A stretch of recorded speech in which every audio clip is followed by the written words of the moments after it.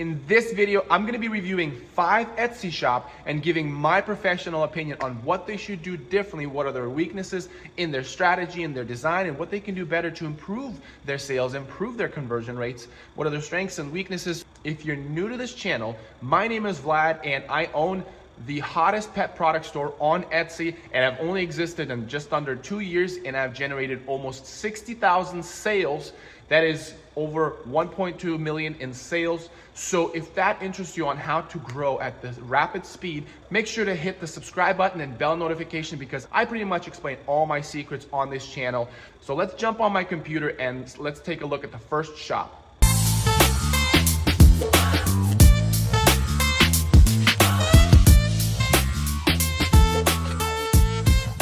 So the first one we have is, hopefully I'm not butchering the name, but it's Andreas. She's follows me on TikTok, and she requested to have her shop reviewed. So she does floor mats, and she started doing t-shirts and mugs and things like that. So off the bat, I see this often.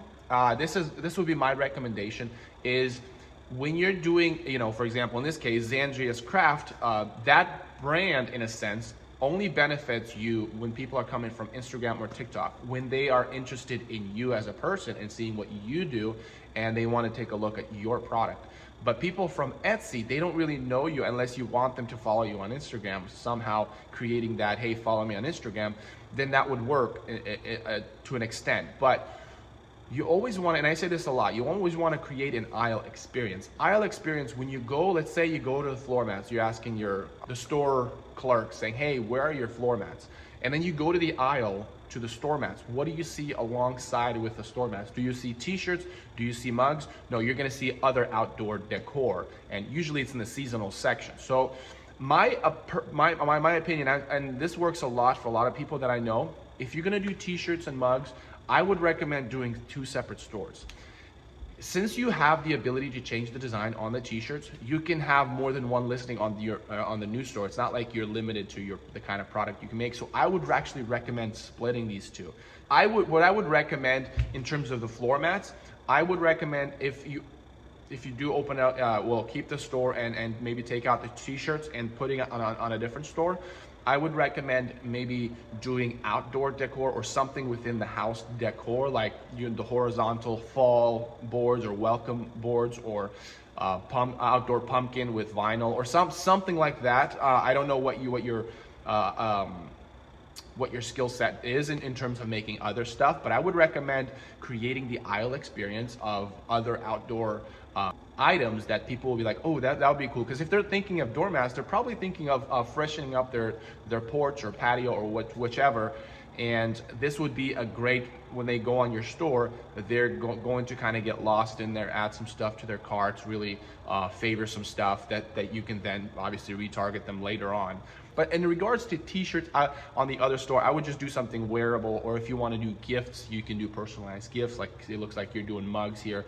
Now, I really like this photo. This is a really good photo, but some of the photos, I would just really work a little bit more on the photos. I would work more, maybe the Photoshop maybe could be replaced with you actually just putting a blank mat and actually putting some shoes, putting the flowers kind of like this, and then editing the personalization on top of that instead of editing the leaves, the shoes, and everything, even the background. I would spend more time on the photography. In the print-on-demand world, and I would assume that you do it yourself. If you don't, if it's print on demand, I would buy a mat. I would spend more time on making the physical product look real, like you actually have it. This is what it's actually going to look, instead of feeling that you don't have the product and you just Photoshop the living daylights out of this mat. And I would take some photos by like doors instead of just flowers like this, because people don't have flowers in front of their floor mats. And I would also recommend maybe rebranding. Instead of saying Andreas Craft, I would do something in terms of decor, because like I said, it benefits people that come from social medias, like that know you, but it doesn't really benefit the Etsy searches when they come to your store. So I would really maybe look at thinking of rebranding, and not in just the name, but just rebranding your approach to your store. And the name is going to be obviously a byproduct of that. All right, the next one is Gracie Ella. It seems like it is a store of a vibe, right? A vibe that like coziness, lighting up a candle, wearing a fall y'all t-shirt, leaning up against a pillow, and probably, yeah, drinking tea or hot chocolate, whatever they drink, or obviously, or maybe tea. If that is tea, I'm not sure. But it seems to be like that's kind of the vibe that they're going for. I think that it's a too broad of a niche and too narrow of a niche. And what I mean by that, too broad in the sense the products are too far apart. Well, for example, if I'm in the business of getting some bars, like soap bars, and I'm trying to put together gifts for people, and I find this product, soap, then I'm like, oh, the only other gifts that I'm looking at is maybe candles, and that's about it. A lot of this, there's homes decor, there's shirts and stuff, but in terms of like trying to put together a box of gifts, I might just click on that. I look around like, no, they don't have what I need. I need bracelets, and they jump out, right? So in terms of products, I think it's too wide, but in terms of that vibe that they're going for, the sense, this kind of coziness, it's a little too narrow in terms of how much people really want specifically to go in that aisle. Because you want to create an aisle experience. I would recommend to this person to really think about what do I want with the store? What do I want the customers to feel when they come to the store? And really allocate your resources into that than just the mindset of what else can I put into my store. Because a scarf has nothing to do with bar of soap. But again, if you're trying to pursue that cozy vibe, then sure, but that's such a small group of people that are actually within that mindset when they're looking for it. Like this right here, I have no clue what this, okay, so it's chai tea for women, right? But other than that, the stock photos, I guess there's a lot of use of stock photos too. I've seen that photo, you can buy that photo on, I forgot where, but there's not too much of like me holding the product, because right here, there's just one photo. So I would really make the customer believe that you're an expert in this field, because when you're using a lot of stock photos, that means you're a person that is sitting on your laptop. You really don't want to do this. There's a lot of print on demand, and there's a lot of affiliate product here that it's not your product. It's not your store. Like you want to be a professional in the scent world, or you want to be a professional in the gift and engraving, or whichever world. So create the professionalism in that. Like this looks good. This is a really good listing, and that's probably why they're getting. And yeah, see, and that's the other thing. See, this person really took the time. Well, and this listing, the effort is spent on taking the photos, creating the gift experience. Like you own this product, you make this product. And I would imagine that they make soaps, and they're like, hey, what else can we add to our store? And then all this other stuff coming in. I would really explore, if you're doing soaps, I would really explore that gift idea, the gifting ideas. Again, I'm a really big sucker for bridesmaids gifts. I'm a really big sucker for personalized gifts. So really find ways to go into that side of things. And I think candles are great. Maybe make them smaller so they can fit in a box and things like that. So that's what I would do for the store. And also, I recommend that you stay away from stock photos as much as possible, just so that you create like you are the one that made that product. So the next one we have is Gracefully Neat. It is a store that everything vinyl. It looks like they're all about pretty much anything you can do vinyl. But they've been around since 2019, and they've accumulated 5,000 sales, which is, they're slowly, moving their way up. They're not really booming or anything. So let's figure out why. I think they're overall, so if you just take a look for a second and just blur your eyes for a second, what do you see? What I see is a bunch of lettering. I would imagine you do a lot of Illustrator, and text is like literally your life, because you obviously do vinyl, so text and fonts and all that stuff is what you're doing. But I would really take a look at just overall brand, like what are people seeing? What I'm seeing is very blush colors. There's pink and purple popping out, and there's occasional green from the Starbucks and some from the vinyl, but everything else is so bland. And the only other thing that's really big is the text, the black text. And that makes me, there's no dynamic in your store. It's very, I mean, I get the idea on the white background, all that, but if you literally, just right now, take this as a photo, take all of this, here, let me see if I can, take all of this as a photo. If this whole screen was a photo, what kind of photo would that be? I would really think serious about like really finding ways to maybe not do so much text on the thumbnails and things like that.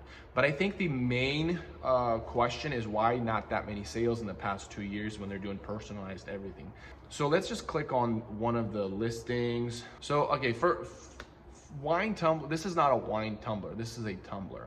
And the photo doesn't really look good. I'm wondering if they just took it from a review. This is a good photo, and this is a wine tumbler. Maybe make more photos like this, but I feel like that's literally the only photo of the wine tumbler. And let's see what kind of keywords they went with. They're not targeting bridesmaids, it doesn't look like. So they're not really targeting bridesmaids, just wine tumbler, because party cup. Yeah, so I would target more like bridal party, something a little, because that's where they sell the best. In terms of that photo, there's only really one photo, everything is text. I mean, this person really goes on text. Now this is the same photo, so that doesn't count. So that's no longer, so the tumbler itself, you only have one photo of the tumbler, or of the whatever, the cup, and the video, but that's it. So I mean, this person really likes text and fonts, and for good, I mean, for reasons that they do vinyl, and so the text is everything. But I would really be careful on how you present it. Like this is cool. Like I would maybe feel, like, see, because it's more than just one photo. But then even that, see, it's just the same photo, and again, they just applied text on top. I think this store has potential, and tumblers and cups and all that stuff is really nice to sell. I just think that needs to be packaged better in terms of dynamics of your store when you're looking at the overall store. Within the listings, I would really go into making the listing a little bit, again, you can hold the product. There's so many different angles. There's just uses of drinking instead of just one photo and that's it, and just everything text. I would, because people don't want to, a lot of times I get the text that you want to make sure that they know what they're going to get and everything explains on it. But when that overpowers the products, this is such a cute product, that it overpowers that emotion, people are disconnected, because if they don't have an emotion with the product, they're not going to give their money that they've earned. Also, I would do keyword research, because it looks like wine tumblers, I can say that from experience, they sell really well on bridesmaids gifts. So I would just, and this is probably a problem not only in this one, I'm sure other ones like back to school tumblers, do you have that in keyword in there? I'd be very careful on, I would really do my keyword research. And I don't know about the tags. Let's see if this person uses tags on the bottom. Usually you can tell. Yeah, so it looks like there are very few tags, if not any, in the listing. I would watch my videos on how to do tags, watch my videos on how to do the titles and things like that, keyword research. I think that's going to be very beneficial, because the vinyl and personalized things are actually a really good product. I'm surprised in 2 years that this store really hasn't taken off. So do your keyword research, look at your overall brand of your store, and really take some time to take good photos and make the customer feel the product and have an emotional connection with the product. All right, so the next product is Easy Custom Products. It looks like they've been around for a year, and they sell cups or tumblers and beer sleeves. And it looks like they use a laser engraver, which is a great ability to have, a great machine to have. It looks like they have an axle option to engrave on spherical things, but they probably also have the option of doing flat surface. So the first thing that I would recommend is just add more product. Because you have a laser engraver, you can do so much. Start thinking about cutting boards, start thinking about groomsmen's gifts. That's a great, I mean, it looks like you're starting more in the groomsmen gift right here. I would just go into wallets. I would go into cutting boards for barbecue flipping, whatever. So if you're going into the gift space, there's so much you can do personalized. There's a lot. So the first thing I would do is just just add more product. Let's take a look at the listings that people are buying from, and so you just have a photo of just each tumbler.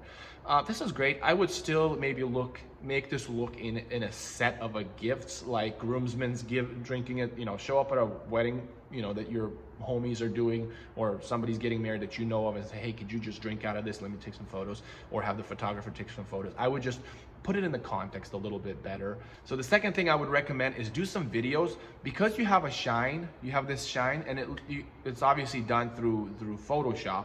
I would even just do, because look at that, there's no curve in this text. So see how that just a box?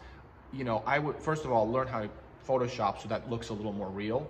And it looks like it's selling, but I guarantee you it could sell a little better. Let's see how often we're selling. Because sometimes when it says bestseller or over certain, yeah, so August 15, August 2, so really not selling that much. But look at that shine looks really nice. What I would do, learn how to Photoshop the warp, learn how to warp your text. And second of all, do a video where you're kind of holding it and creating that shine. I mean, you can literally record that with your phone, and I would add the video to create that shine, to create that kind of a luxurious feel. And the other thing is, look at this. You have all this other stuff, but it's not on the store. So it looks like you do have it in stock, because this is probably the same one. So then you have this one. Add more stuff. Maybe they're running another business, easy custom products somewhere else. Like maybe they have their own website and they're really busy with that and they don't have the time for this. But I would say if they start just adding more stuff, so they probably don't see the potential of Etsy, and you know, they probably haven't seen my YouTube channel, my video, and I get it, and they probably need to be introduced to the videos. But I'm telling you, there's so much potential if they have other stuff they're engraving that could be up here. So that's easy custom products. That's what I would do. Add more stuff and make the product a little more luxurious and within the context. All right, so the next one is Godfather hats.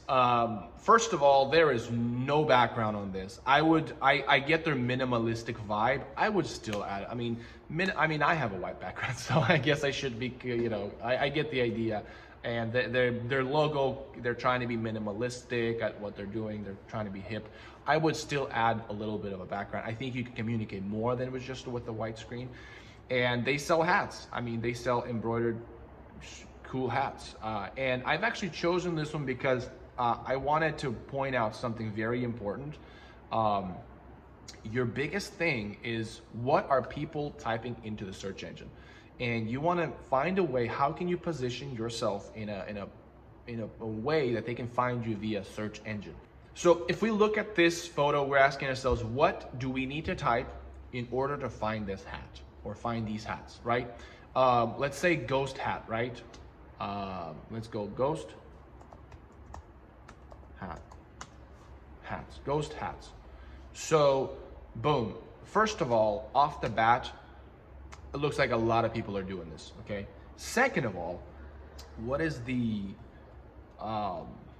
volume of people typing ghost hats? Now, it might be a trend that I'm not familiar with. Maybe you guys know. If you do know what that trend is, comment in the bottom. But it seems not a lot of people would type this from my perspective. And two, everyone's doing this little ghost on their hat, which is cool. I mean, I would buy this. This is pretty cool. But you know, it's so insignificant in terms of detail that the variation in details is very small, which means you're going to be blending in with the overall population. You're not going to be different. Like, these people are a little different. This person just did a different, you know, color, and then did a hat like this. But all these three, they're different from different stores. They're all the same stuff. So that's something that's very important that you guys need to understand, is you need to stand out, you know. You need to, like, this just grabs my eye every single time I scroll past it, because it's different. They probably included the tag ghost hat. That's one way you can do it, just have a listing with bigger terms. Or, you know, whatever, whether it's, you know, the character from a, you know, anime, tree. Like this one, I would be sure that it's just gonna get lost, or this one within other hats. If you're embroidering and it looks like they're doing embroidery, I would just think about personalizing some things, putting out some merch that personalized for you know, whichever case scenario. I would just start maybe expanding to other things. I know you said Godfather hats, but I would maybe it's a business somewhere else and they just want to sell stuff on Etsy. So yeah, I would recommend to the store maybe expanding to other stuff like aprons, baby onesies, or personalized aprons, personalized baby onesies, and other stuff that you can do to add to the store. If you're willing to, if you want the store to grow, I would think about other stuff. But if it's part of your overall brand that you got online and you just want to be on Etsy, you want to be on Amazon, then I see your strategy. But I don't see the store really taking off anytime soon. If this is your only source of income and you do have an embroidery machine, I think there's so much more potential with that embroidery machine than just doing hats. I think it's the niche is, you know, it's not only is it narrow, but I also think it is not in demand. There's not a need that you're supplying. So I would really think about looking for other avenues, especially, like I said, especially if you have an embroidery machine. So that is it for my shop reviews. Hopefully you found that interesting. If you want me to review your shop, make sure you comment on the bottom and I'll put together another video on reviewing shops, because I think there's so much you can do with your shop. It's not the matter of whether you're good enough or not, but it's just a matter of churning your ship in a different direction, modifying some things, and that can make a big difference and make the world of a difference. So if you're new to this channel, if you found this to be useful, hit the subscribe, bell notification, and I'll see you next time.